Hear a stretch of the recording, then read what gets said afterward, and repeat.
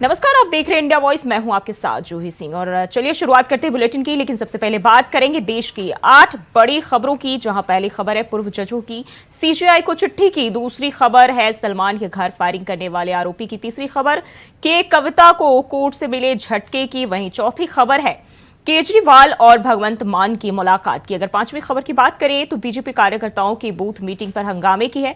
छठी खबर election commission के करोड़ों रुपए जब्त करने की। वहीं अगर सातवीं खबर की बात करें केजरीवाल की अर्जी पर सुप्रीम कोर्ट में सुनवाई की। और आठवीं खबर राहुल गांधी के हेलीकॉप्टर की चुनाव आयोग के फ्लाइंग स्क्वाड के अधिकारियों के जांच की है। तो ये 8 तस्वीरें अलग अलग बड़ी खबरों की हम आपको आपकी टीवी स्क्रीन पर दिखा रहे हैं।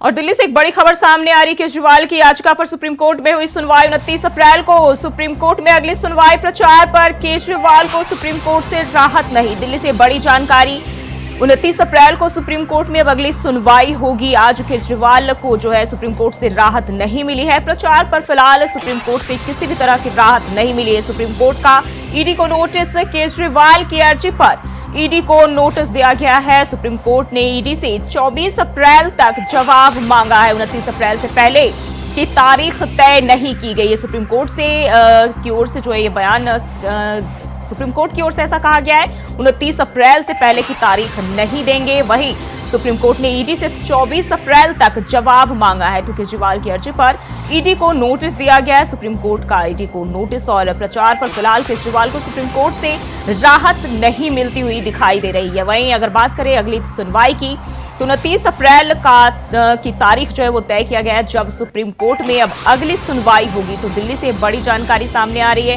केजरीवाल की याचिका को लेकर सुप्रीम कोर्ट में आज सुनवाई हुई है और 29 अप्रैल को अगली सुनवाई होगी।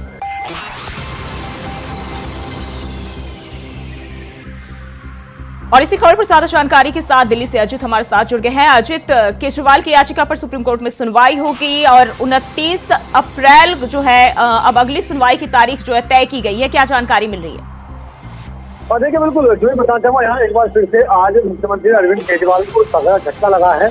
जहाँ पर आज सुप्रीम कोर्ट में मुख्यमंत्री अरविंद केजरीवाल द्वारा दायर की गई याचिका, जिसमें हाईकोर्ट के फैसले को चुनौती दी गई थी, उस याचिका को एक बार फिर से टाल दिया गया है। जैसे सुनवाई के दौरान तमाम चीजों की बातें रखी गई, दलीलें रखी गई, जिसमें सबसे पहले तो सुप्रीम कोर्ट ने ईडी को एक विशेष निर्देश जारी किया है, जिसमें नोटिस भेजकर 24 अप्रैल तक के लिए उनसे जवाब मांगा है और जवाब दाखिल करने के लिए ईडी को विशेष तौर पर कहा है। जिसके बाद कोर्ट की तरफ से कहा गया है कि ईडी के दावे के जवाब के बाद सीएम अरविंद केजरीवाल की तरफ से जवाब दायर करना है, जो ईडी के जवाब के हवाले से उसके जवाब पर देना होगा। और उसकी जो तारीख है 27 अप्रैल जो है वो तय की गई है। इसके बाद कहा गया है कि 29 अप्रैल से पहले कोई ऐसी तारीख नहीं है, यानी कि साफ तौर पर कहा जा सकता है कि 29 अप्रैल या फिर उसके बाद ही अब इस मामले में सुनवाई होगी। और निश्चित तौर पर कहा जा सकता है कि एक बार फिर से आज मुख्यमंत्री अरविंद केजरीवाल को तगड़ा झटका लगा है, जहां पर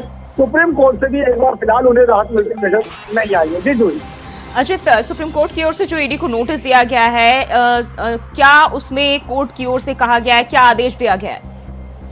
बिल्कुल बताना चाहूँगा जूही, तो सुप्रीम कोर्ट की तरफ से ईडी को जो नोटिस मिला गया उसमें जवाब दाखिल करने को कहा गया है। इस शराब घोटाले में जो भी जो चीजें, जो मुद्दे, जो पॉइंट उठाए जा रहे हैं, उन तमाम चीजों को लेकर के ईडी को जवाब दाखिल करने को विशेष तौर पर कहा गया है। इसके लिए 24 तारीख यानी 24 अप्रैल तय की गई है और कहा गया कि जैसे ही ईडी जब जवाब दाखिल करेगी तो उसके जवाब में मुख्यमंत्री अरविंद केजरीवाल की तरफ से भी जवाब देना होगा, जिसके लिए 27 अप्रैल की जो तारीख है वो तय की गई है। उसके बाद ही कोर्ट इस मामले में सुनवाई करेगा और अपनी बातें जो है कोर्ट रखेगा, क्या फैसला सुनाना है उसके बाद ही कोर्ट अपनी तरफ से वो तय करेगा। जी, और बात करें प्रचार प्रसार की, तो चुनावी दौर है और ऐसे में जो है केजरीवाल को लगातार एक के बाद एक झटके मिल रहे, कहीं से भी चाहे हाई कोर्ट की बात करें, सुप्रीम कोर्ट की बात करें, राहत नहीं मिलती हुई दिखाई दे रही है। बिल्कुल, देखिए जिस तरीके से आज एक बार फिर से सुनवाई जो है वो फिलहाल 29 अप्रैल तक टाल दी गई है, वो निश्चित तौर पर कहा जा सकता है कि मुख्यमंत्री अरविंद केजरीवाल को फिलहाल जो है वो राहत नहीं मिलने वाली है। क्योंकि जिस तरीके से लगातार चुनाव प्रचार की बात चल रही है, चुनाव प्रचार में जिस तरीके से आम आदमी पार्टी जो है वो जनता के बीच जाएगी। क्योंकि आम आदमी पार्टी के संयोजक होने के नाते, और न केवल संयोजक होने के नाते बल्कि दिल्ली के मुख्यमंत्री होने के नाते दिल्ली में आम आदमी पार्टी के इकलौते जो चेहरा है वो है मुख्यमंत्री अरविंद केजरीवाल। और आमतौर पर बीते 3 विधानसभा चुनाव में, चाहे 2013 का विधानसभा चुनाव हो, 2015 का हो, या फिर 20 का हो, या फिर इसके बाद जिस तरीके से 2022 में निगम के चुनाव दिल्ली में हुए, इन तमाम चुनावों में देखा गया साफ तौर पर मुख्यमंत्री अरविंद केजरीवाल के नाम पर ही तमाम जो आम आदमी पार्टी है वो दिल्ली की जनता से वोट मांगते हुए नजर आई है। अब ऐसे में अगर मुख्यमंत्री ही दिल्ली की जेल में बंद रहेंगे तो निश्चित तौर पर कहा जा सकता है कि आम आदमी पार्टी के चुनाव प्रचार पर काफी असर जरूर पड़ सकता है। जी अजित बने रहिए हमारे साथ, अगली खबर पे भी आपका रुख करेंगे। तो बढ़ते हैं आगे। लखनऊ से बड़ी खबर सामने आ रही है। उत्तर प्रदेश सिपाही भर्ती परीक्षा पेपर लीक कांड मामला, सभी 9 आरोपियों को घोषित किया जाएगा शिक्षा माफिया। बड़ी जानकारी लखनऊ से, सभी 9 आरोपियों को शिक्षा माफिया घोषित किया जाएगा। शिक्षा माफिया घोषित करने की शासन स्तर से तैयारी की जा रही है। एसटीएफ ने सभी आरोपियों का मांगा ब्यौरा। एसटीएफ और पुलिस खंगाल रही आरोपियों की संपत्ति का ब्यौरा। तो एसटीएफ और पुलिस जो है फिलहाल आरोपियों की संपत्ति का ब्यौरा खंगाल रही है और अब जो है 9 आरोपियों को शिक्षा माफिया घोषित की जाएगी और इसके लिए शासन स्तर पर तैयारियां भी की जा रही है। कार्रवाई करने की पूरी तैयारी की जा रही है। ईडी को ब्यौरा देकर मनी लॉन्ड्रिंग का केस भी दर्ज किया जाएगा। पेपर आउट कराने में सक्रिय था गिरफ्तार सिंडिकेट। तो बड़ी जानकारी सामने आ रही है। ईडी को ब्यौरा देकर मनी लॉन्ड्रिंग का केस भी दर्ज किया जाएगा। तो उत्तर प्रदेश पुलिस भर्ती परीक्षा पेपर लीक मामले में बड़ी जानकारी, 9 आरोपियों को शिक्षा माफिया घोषित किया जाएगा। और इसी खबर पर ज्यादा जानकारी के साथ हमारे संवाददाता लखनऊ से मोहम्मद आसिफ हमारे साथ जुड़ गए हैं। आसिफ, क्या अपडेट है, क्या जानकारी उत्तर प्रदेश सिपाही भर्ती मामले को लेकर? जी बिल्कुल, जो ही बता दूं कि यूपी पुलिस भर्ती परीक्षा पेपर लीक मामले में जो है यूपी एसटीएफ पूरी तरह से एक्टिव नजर आ रही है और जो 9 आरोपी है राजीव नयन मिश्रा समेत 9 आरोपियों को शिक्षा माफिया घोषित करने की तैयारी चल रही है और साथ ही साथ इनके खिलाफ मनी लॉन्ड्रिंग का भी केस दर्ज किया जाएगा और यहाँ भी उनकी परेशानी और उन पर शिकंजा और भी बढ़ेगा। पता चला कि एसटीएफ अब जिस थाने से संबंधित जो भी आरोपी हैं उनकी निगरानी थानों पर की जाएगी। इसके लिए पूरा मास्टर प्लान तैयार कर लिया गया और साथ ही साथ जो इस गिरोह से जुड़े लोग हैं उनका भी डाटा खंगाला जा रहा है। सर्विलांस जरिए जो है सर्विलांस के सहारे ऐसे लोगों की तलाश एसटीएफ कर रहे हैं जो इनके संपर्क में रहकर इस गोरख धंधे में शामिल थे। और बता दें जो है कि जिस तरह से यूपी सीएम योगी आदित्यनाथ ने पुलिस भर्ती परीक्षा पेपर लीक मामले में जो वादा किया था अभ्यर्थियों से कि उन्हें कड़ी से कड़ी सजा दी जाएगी और वह कभी सोच भी नहीं पाएंगे कि किसी परीक्षा पेपर लीक मामले में इन्वॉल्व हो। और बात करें यूपी पुलिस भर्ती परीक्षा पेपर लीक की तो इस मामले में दर्जनों गिरफ्तारी हो चुकी है, लेकिन जो इस गिरोह की सरगना की बात करें तो राजीव नयन मिश्रा समेत 9 लोग ऐसे शामिल हैं जिनका डाटा पूरी तरह से खंगाला जा रहा है। मनी लॉन्ड्रिंग केस दर्ज करने की भी तैयारी शुरू की गई है और उन्हें शिक्षा माफिया घोषित करने की भी तैयारी चल रही। तो ऐसे में जी आसिफ, अगर बात करें तो बताया जा रहा है कि सभी आरोपियों की संपत्तियों का ब्यौरा मांगा गया एसटीएफ की ओर से। कब तक ये जो है जांच करके जो है इनकी संपत्तियों का ब्यौरा पेश किया जाएगा? जी बिल्कुल, बता दूं कि इस मामले में अब जो है ईडी भी पूरी तरह से सक्रिय हो गई है और साथ ही साथ एसटीएफ तो पहले ही सक्रिय थी और ये कहा जा रहा है कि सप्ताह भर के भीतर इन सभी जो आरोपी हैं 9 आरोपी हैं राजीव नयन मिश्रा समेत 9 आरोपी हैं इनके खिलाफ पूरा डाटा इकट्ठा कर लिया जाएगा और इसमें कुछ आरोपियों को रिमांड भी लिया जाएगा। सूत्रों से यह पता चला है कि अभी कुछ और भी राज उगलवाने हैं क्योंकि जिस तरह से पुलिस भर्ती परीक्षा पेपर लीक मामले की सच्चाई परत दर परत एसटीएफ खोलती चली गई है और इसका कनेक्शन आरओ परीक्षा से भी जुड़ा हुआ है। इसमें जो आरोपी हैं पुलिस भर्ती के साथ साथ आरओ और एआरओ परीक्षा में भी पेपर लीक मामले में भी शामिल थे और अभी ARO परीक्षा पेपर लीक मामले की भी गहराई से छानबीन चल रही है और माना जा रहा है कि इस मामले में STF और भी गिरफ्तारियां करेंगी। जी बिल्कुल, तो साफ तौर पर जो है सीएम योगी आदित्यनाथ की जो कार्रवाई की बात थी वो उसका असर जो है वो देखा जा रहा है। बहुत बहुत शुक्रिया आसिफा आपका तमाम जानकारी के लिए। और वहीं दिल्ली से बड़ी खबर सामने आ रही है। 21 पूर्व जजों ने CJI को लिखी चिट्ठी में सुप्रीम कोर्ट के 4 पूर्व जजों का नाम, चिट्ठी में हाई कोर्ट के 17 जजों के नाम शामिल। न्यायपालिका पर दबाव का किया जिक्र, चिट्ठी में अनुचित दबाव का किया जिक्र। तो 21 पूर्व जजों ने CJI को चिट्ठी लिखी है और चिट्ठी में न्यायपालिका पर दबाव का जिक्र किया गया है, अनुचित दबाव का जिक्र किया गया इस चिट्ठी में। और इसको लेकर 21 पूर्व जजों ने CJI को चिट्ठी लिखी है जिसमें हाई कोर्ट के 17 जजों के नाम शामिल है। इसके साथ ही बात करें सुप्रीम कोर्ट की, तो सुप्रीम कोर्ट के भी 4 पूर्व जजों का नाम शामिल है। दिल्ली से बड़ी जानकारी सामने आ रही है। 21 पूर्व जजों ने CJI को चिट्ठी लिखी है जिसमें सुप्रीम कोर्ट के 4 पूर्व जज और हाई कोर्ट के 17 जजों के नाम शामिल है। और इसी खबर पर ज्यादा जानकारी के साथ एक बार फिर से अजित हमारे साथ जुड़ गए हैं। अजित, ये जो खबर है CJI को चिट्ठी लिखी गई है, 21 पूर्व जजों ने चिट्ठी लिखी है, क्या है मामला, क्या अपडेट है? देखिए जी, बताना चाहूंगा, जिस तरीके से न्यायिक प्रणाली में समय समय पर राजनीतिक होने का आरोप लगता रहता है, तमाम राजनीतिक संरक्षण बात कही जाती है। उन्हीं सब चीजों को देखते हुए पूर्व जो रिटायर हो चुके हैं 21 जजों ने इस CJI को चिट्ठी में तमाम चीजों का जिक्र किया गया। इस 21 जजों में सुप्रीम कोर्ट के 4 जज और हाई कोर्ट के 17 जज शामिल है। वो जज हैं जो रिटायर हो चुके हैं और लगातार न्यायिक प्रणाली से जुड़ रहे हैं।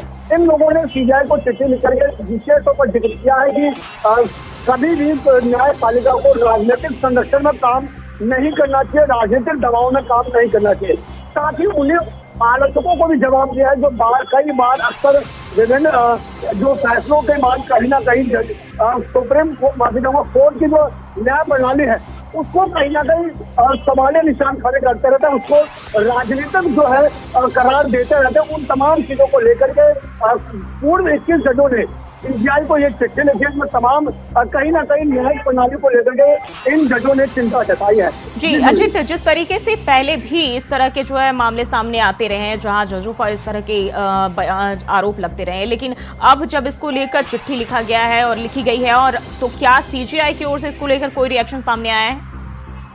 देखिए जी, अभी इस मामले में CJI की तरफ से कोई रिएक्शन नहीं आया, लेकिन जिस तरीके से समय समय पर न्यायिक प्रणाली पर इस तरह के जो आरोप लगते रहते हैं, इस तरह की बातें जो उठती रहती है, मसलन चाहे वो राजनीतिक संरक्षण की बात हो या फिर न्याय पर सवाल उठाना, इन तमाम चीजों को लेकर के ही ये इस बार ये जो चिट्ठी लिखी है जिसमें 21 जजों ने साइन किए हैं, जो पूर्व में जज रह चुके उन जजों ने इस चिट्ठी पर साइन किए हैं। तो निश्चित तौर पर कहा जा सकता है कि कहीं ना कहीं न्यायिक प्रणाली पर इन जजों ने काफी ना केवल सवाल निशान खड़े किए बल्कि अपनी चिंता भी जाहिर की है। और उन आलोचकों को, उन लोगों को जो बार बार न्याय प्रणाली पर राजनीतिक होने का दबाव लगाते हैं, क्योंकि इस चिट्ठी में विशेष तौर पर लिखा गया है कि कभी भी न्याय प्रणाली को राजनीतिक दबाव में काम नहीं करना चाहिए, लेकिन बार बार राजनीतिक लोग जो है राजनीतिक दबाव लगाने का आरोप लगाते हैं। तो इन्हीं सब चीजों को देखते हुए ये चिट्ठी जो है CJI को लिखी गई है। जी अजित, तो बहुत बहुत शुक्रिया आपका जानकारी साझा करने के लिए। और वही मेरठ से एक और बड़ी खबर सामने आ रही। बीजेपी प्रत्याशी अरुण गोविल ने की संविधान बदलने की पैरोकारी, बड़ी जानकारी मेरठ से सामने आ रही है। अरुण गोविल ने संविधान बदलने की पैरोकारी की। अम्बेडकर को माल्यार्पण के बाद अरुण गोविल ने दिया बयान, संविधान में बदलाव और संशोधन की रहती है जरूरत।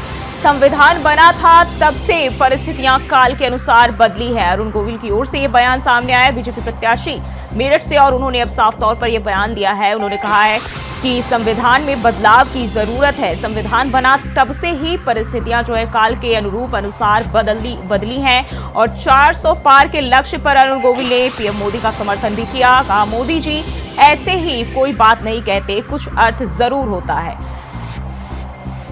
एक अखंड भारत के लिए उन्होंने कहा था कि जब तक भाई भाई का जो फील है, जो विश्वास है, वो हम सब में नहीं जागेगा, तब तक अखंड भारत उस तरह से नहीं बन पाएगा। तो इसलिए हमें उनके जो सारे आदर्श हैं वो सभी ऐसे हैं कि जो हम फॉलो करें तो हम जीवन में बहुत कुछ पा सकते हैं, राष्ट्र को बहुत कुछ दे सकते हैं। वो हम सबको फॉलो करनी चाहिए, है ना। तो वो चेंज करना जो है वो प्रगति की निशानी होती है, उसमें कोई ख़राब बात नहीं होती, क्योंकि परिस्थितियाँ उस वक्त की कुछ और थी, आज की परिस्थितियाँ कुछ और हैं। हमें उसके हिसाब से अगर कुछ चेंज उसमें करना है तो उस, और संविधान को एक व्यक्ति की मर्जी से तो होता नहीं है चेंज, है ना। सबकी सर्वसम्मति होती तब चेंज होता है। अगर ऐसा कुछ होगा तो ये सुना आपने कि बीजेपी प्रत्याशी अरुण गोविल ने संविधान को बदलने की जो है बात कही है। उन्होंने कहा है कि समय समय से जो इसमें बदलाव की गई है और अभी भी इसमें बदलाव की जरूरत है।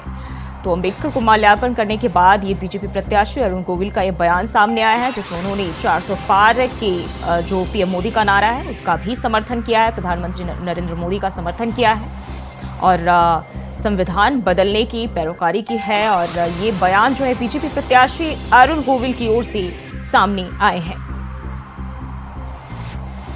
उन्होंने कहा संविधान बना था उसके बाद से ही लगातार जो इसमें बदलाव की जाती रही है और 400 पार के लक्ष्य पर भी उन्होंने पीएम मोदी का समर्थन किया। साफ तौर पर उन्होंने कहा कि मोदी जी ऐसे ही कोई बात नहीं करते, उसके पीछे कुछ अर्थ जरूर होता है। और इसी खबर पर ज्यादा जानकारी के साथ हमारे संवाददाता शाहरुख सैफी मेरठ से हमारे साथ जुड़ गए। शाहरुख, बीजेपी प्रत्याशी अरुण गोविल की ओर से बयान सामने आया जिसमें उन्होंने संविधान बदलने की बात कही है।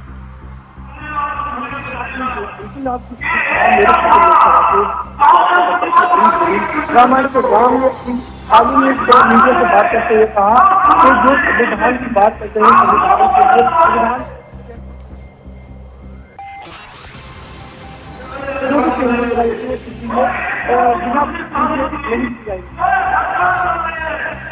जी लगता है संपर्क टूट गया, एक बार फिर से जोड़ने की कोशिश करेंगे। तो फिलहाल हम आपको एक बार फिर से अरुण गोविल का ये बयान सुनाते हैं जिसमें उन्होंने संविधान को लेकर बदलने की बात कही है। अखंड भारत के लिए उन्होंने कहा था कि जब तक भाई भाई का जो फील है, जो विश्वास है, वो हम सब में नहीं जागेगा, तब तक अखंड भारत उस तरह से नहीं बन पाएगा। तो इसलिए हमें उनके जो सारे आदर्श हैं वो सभी ऐसे हैं कि जो हम फॉलो करें तो हम जीवन में बहुत कुछ पा सकते हैं, राष्ट्र को बहुत कुछ दे सकते हैं। वो हम सबको फॉलो करनी चाहिए, है ना। तो वो चेंज करना जो है वो प्रगति की निशानी होती है, उसमें कोई ख़राब बात नहीं होती, क्योंकि परिस्थितियाँ उस वक्त की कुछ और थी, आज की परिस्थितियाँ कुछ और हैं। हमें उसके हिसाब से अगर कुछ चेंज उसमें करना है तो उस, और संविधान को एक व्यक्ति की मर्जी से तो होता नहीं है चेंज, है ना। सबकी सर्वसम्मति होती तब चेंज होता है। अगर ऐसा कुछ होगा तो किया जाएगा। और वहीं मुख्यमंत्री योगी आदित्यनाथ ने बीजेपी के संकल्प पत्र को लेकर प्रेस कॉन्फ्रेंस की, जहां योगी ने नारा दिया 80 बनेगा आधार, एनडीए 400 पार, एक बार फिर मोदी सरकार। वहीं उन्होंने कहा कि यह संकल्प पत्र नए भारत श्रेष्ठ भारत का ब्लूप्रिंट है और कहा कि गांव, गरीब, महिलाओं, किसानों पर फोकस किया गया है। चुनाव में भारतीय जनता पार्टी उतरी है, उन 4 आदर्श स्तंभों को प्रतिनिधित्व करने वाली युवा, महिला, गरीब और किसान, एक एक प्रति उनको प्रधानमंत्री जी के करकमलों से प्रदान की गई। मित्रों, यह जो भी संकल्प पत्र भारतीय जनता पार्टी ने जारी किया है, आज भारतीय जनता पार्टी केवल एक राजनीतिक दल मात्र नहीं, बल्कि भारत की मिशन को विजन मान करके,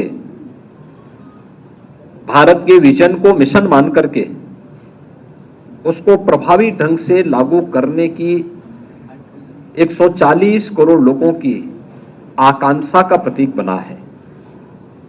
और इसीलिए इस पूरे चुनाव को जब हम देख रहे हैं तो जो देश का एम्बिशन है वह मोदी जी का मिशन है। मोदी की गारंटी पर इस देश को विश्वास है और मोदी की गारंटी इस देश में आम जन की आकांक्षाओं का प्रतीक बना है। इसलिए थीम भी मोदी की गारंटी मोदी जी ने पिछले 10 वर्ष के अंदर देश के अंदर जो परिवर्तन करके दिखाया है,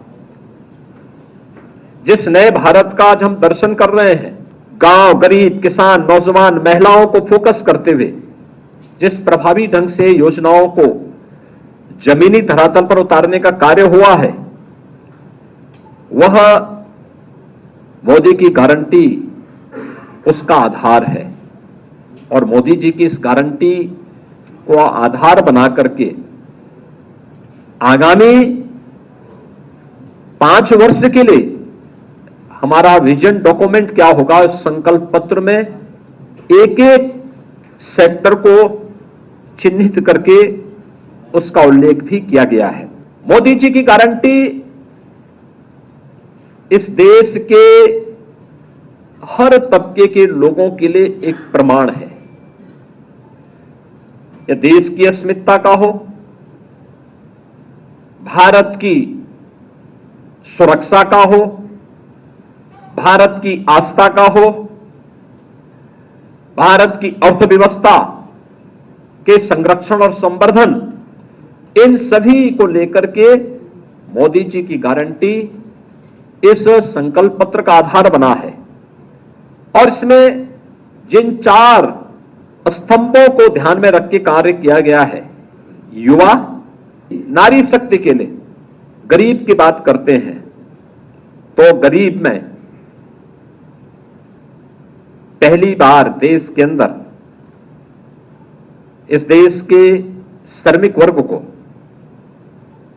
कहीं पहुंच पाया है, उसकी पहुंच हो पाई है। साथ ही अन्नदाता किसान के लिए भी तमाम योजनाएं पहले से चल रही हैं।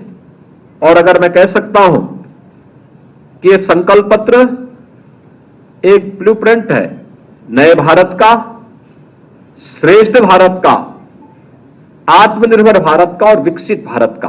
2030 तक भारत को विश्व इलेक्ट्रॉनिक हब के रूप में स्थापित करने, भारत को सेमीकंडक्टर और चिप मैन्युफैक्चरिंग का केंद्र भारत का हब, भारत हब बने विश्व स्तरीय, उसके लिए, और बुलेट ट्रेन नेटवर्क का विस्तार पूरब, उत्तर, दक्षिण और देश में करने के लिए भी संकल्प पत्र में उल्लेख किया गया है। डिजिटल क्रांति में 5G नेटवर्क के विस्तार के साथ ही 6G टेक्नोलॉजी विकसित करने में का संकल्प भी यहां पे दोहराया। और सीधे चलते मुजफ्फरनगर, जहां सपा प्रमुख अखिलेश यादव लाइव हैं, क्या कुछ कह रहे, चलिए आपको सुनाते हैं। जो सॉफ्टवेयर कंप्यूटर के बारे में जानकारी और कंपनी चलाते उससे मिले थे, और बातचीत के दौरान जो बात हो रही थी, जो अखबार और टीवी में भी चली, उन्होंने कहा कि भारत को जो डिजिटल डिवाइड है उसको दूर करने के लिए कोई काम करना चाहिए। मुझे खुशी है इस बात की कि समाजवादियों ने लैपटॉप गरीब परिवार के बच्चों को देकर के उस डिजिटल डिवाइड को 7 साल पहले ही खत्म करने की कोशिश की थी। और इस बार जो चुनाव होने जा रहा है, जो मदद करोगे आप, हम लोगों ने तय कर लिया है, आपको जो राशन दे रहे हैं, खराब वाला राशन नहीं, जिस तरीके से बड़े संपन्न लोग पैकेट का स्वादिष्ट पौष्टिक आटा शहरों में खाते हैं, हम अपने गरीबों को भी आटा भी देंगे और डाटा भी दे देंगे, जिससे मोबाइल फ्री चलाएं। बताओ, आटा और डाटा की जरूरत है कि नहीं है? ये कह रहे हैं कि हम विश्व गुरु बना रहे हैं देश को। बीजेपी के लोग कह रहे हैं हम विश्व गुरु बना रहे हैं। ये विश्व गुरु कैसे बनेगा? ये 80 करोड़ लोगों को राशन दे रहे हैं। बताओ, दुनिया में किसी देश में 80 करोड़ लोगों को राशन मिल रहा हो? 10 साल की इनकी उपलब्धि है कि 80 करोड़ लोगों को राशन दे रहे हैं। ये 10 साल की इनकी उपलब्धि है। और यही उपलब्धि नहीं, अगर पीछे मुड़ करके देखोगे, ये वो जमीन है जिसने किसान नेता पैदा किए हैं। ये वो जमीन है जहां का किसान अपने हक और सम्मान के लिए लड़ाई लड़ने का काम करता है। ये वो जमीन है जहां महेंद्र सिंह टिकैत जैसे नेता पैदा हुए हैं और साथ ही साथ चौधरी चरण सिंह जी जैसे महान भारत रत्न हमारे किसान नेता पैदा हुए हैं। ये सरकार एक तरफ तो सम्मान दे रही है, भारत रत्न से सम्मान दे रही है, स्वामीनाथन जी को भी दे रही है, लेकिन हमारे किसानों को एमएसपी के लिए कोई गारंटी नहीं दे रही है। कोई एमएसपी की गारंटी अगर दे रही हो सरकार तो हमें बता दो आप। यही किसान हमारे यहां के गए होंगे दिल्ली अपने हक और सम्मान और लड़ाई के लेकर के दिल्ली गए थे, याद होगा आपको।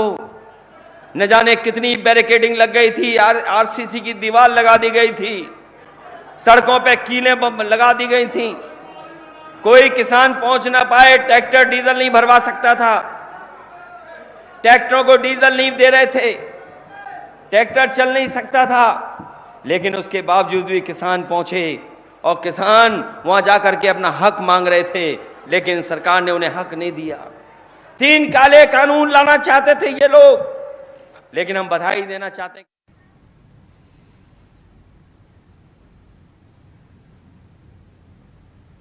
तो मुजफ्फरनगर से आप अभी अखिलेश यादव को सुन रहे थे और फिलहाल के लिए इस बुलेटिन बस इतना ही। खबरों के लिए बने रहे इंडिया वॉइस के साथ।